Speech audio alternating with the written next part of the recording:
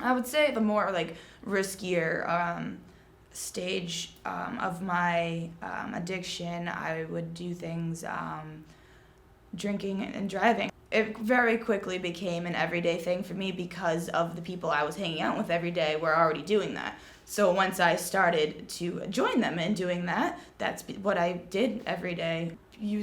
Starting to use drugs more like readily and stuff was a lot of it was my insides were unhappy.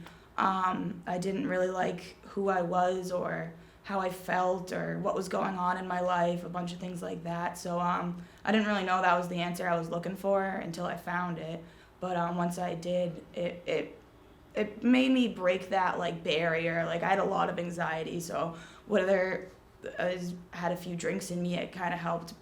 It made me feel almost normal, like I would imagine someone else feeling. Um, of course, it didn't really last that long, and then I became unnormal and was the girl crawling around on the floor or throwing up or whatever. But